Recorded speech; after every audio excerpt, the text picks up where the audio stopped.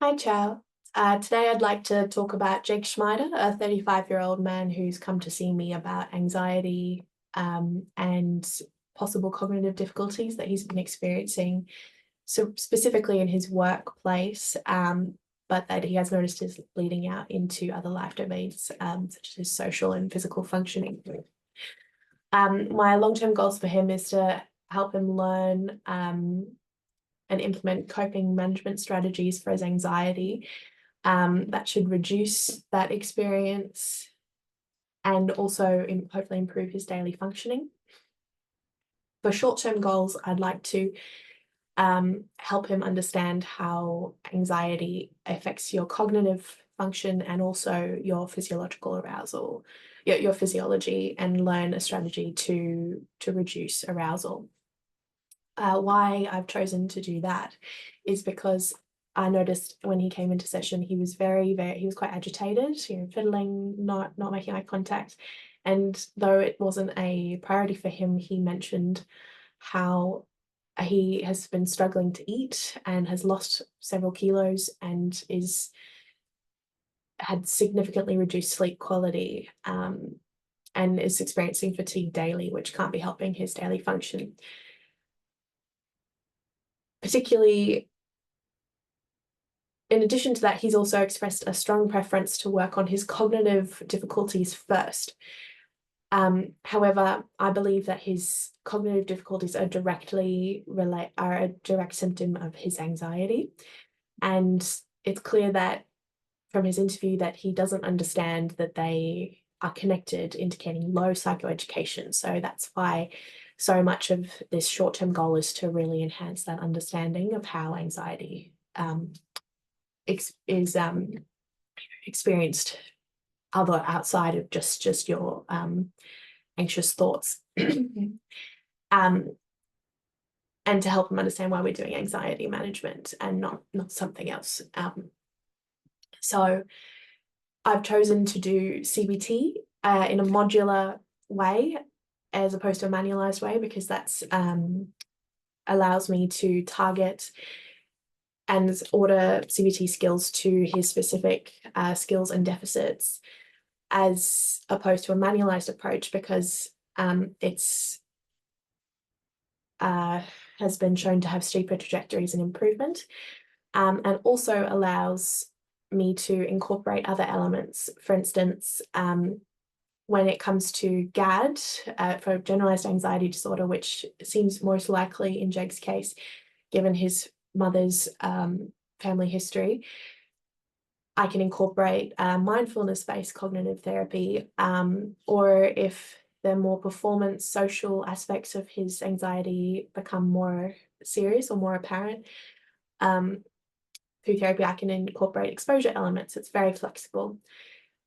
Additionally, Jake has expressed a strong desire to continue therapy online, and all of these therapies have been shown to be just as effective as face-to-face, to be done online.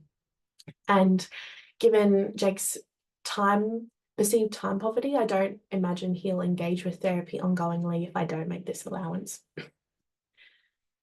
So moving on to my session plan, I expect to spend the first 3 minutes just doing a brief check-in with Jake, making sure he's as comfortable as possible. I'm expecting him to be quite anxious coming into session. I want to ask a lot of open questions just to make sure that his ongoing symptomatology aligns with my current professional diagnosis, and that I'm not missing anything or any risks, and just monitor that, particularly to manage my own bias, and also check in, for instance, that his experience isn't, say, substance induced, which Jake is at a risk for given his father's alcohol use disorder, and the heritability known of that. Even though he said he denies using it, we just want to just continue to make sure that that's not happening. The next 2 minutes, I'd like to negotiate our agenda, which I want to particularly focus on explaining the expectations of online therapy, He's not done therapy before, but I just want to make sure that we're on the same page with that.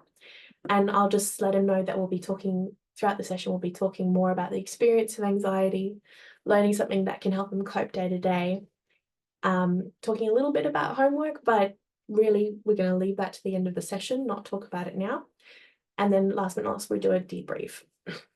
And that's just to really make sure I'm managing our alliance, and to show that his preferences are being taken into account.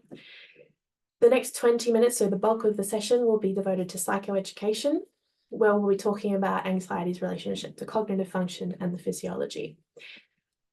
To do this, again, since I expect him to be a bit more keyed up, I'm going to try and use Socratic questioning as opposed to spoon feeding. I think I want to really make sure he's taking in as much information and consolidating as much information as possible. Though I do anticipate some resistance since he has expressed he wants to deal with cognitive function first. I want to use motivational interviewing and siding with the resistance just to really make sure we're tackling all of his beliefs and assumptions around what cognitive difficulties are and anxiety and how they interrelate, just to make sure we're on the same page for his ongoing therapy.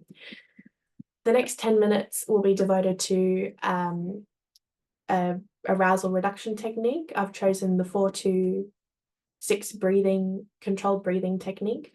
I've chosen this one because it's quick to implement, and given Jake's time poverty, I don't expect him to engage or say do homework with anything more complicated or time consuming. And so I'll explain it and we'll practice it together in session. And I will also give him this handout to take home with him because he's expressed difficulty in remembering things. And so I just really want to make sure he's got all the resources he can to continue to do this at home. Which brings us on to homework, which should take about 5 minutes, homework negotiation. And I want to make sure he's practicing at least once, if not more, a day. And I want to come up with a specific plan for that and talk about that with him. It could be before bedtime, before meal times. I've chosen those specifically because I think that will help him engage more with his physiological sort of presence and experience, and maybe engage better with eating and sleeping. I'm also going to suggest that he involves Sherry in doing this breathing homework. Maybe suggest that they do it together at least once a day. That will give them some quality time, which he's expressed he feels that his experience is affecting their relationship. And she's been very supportive. She supported him coming to therapy.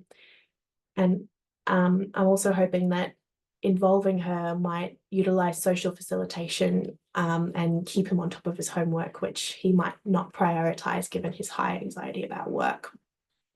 Last but not least, I've offered 5 minutes to do a debrief of the session where I'll get Jake to summarize all the key points and take home messages that he's learned today, and just make sure that understanding is in alignment with what I'm hoping it is.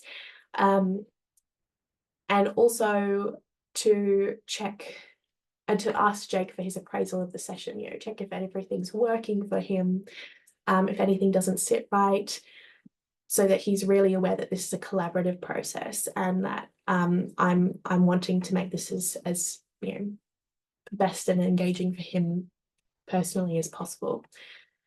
And I have left 5 minutes spare just so that